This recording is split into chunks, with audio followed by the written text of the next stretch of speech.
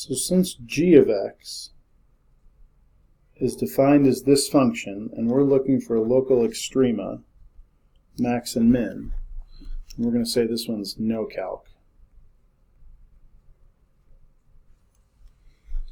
then the only way to figure out what's happening with g is to try to figure out what its derivative is. So the derivative will be taking the derivative of what you see here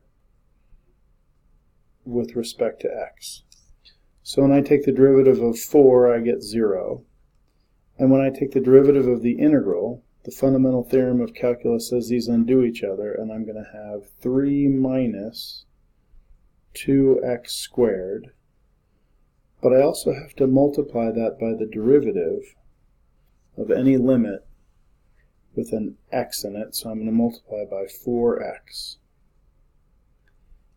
And so this is my derivative. G of x equals 3 minus 2x squared times 4x. And we're going to set this equal to 0. So that means out of this first term, x is going to be 0. And out of the second term, wherever 3 minus 2x squared equals 0 is, well, that's going to be 3 equals 2x squared, x squared equals 3 over 2, and x equals plus or minus the square root of 3 over 2. So I've got 3 zeros to look at, 0 and plus or minus here.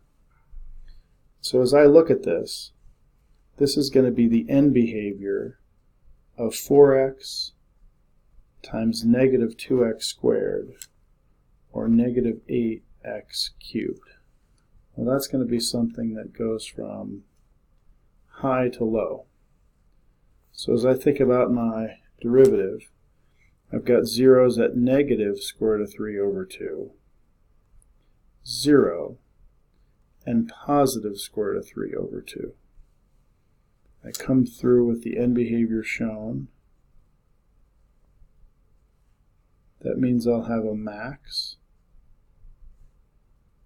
a min at 0, and another max at x equals square root of 3 over square root of 2.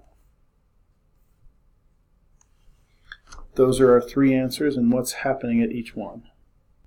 This is a great application of that fundamental theorem of calculus, using the derivative of an integral to tell you something about a graph.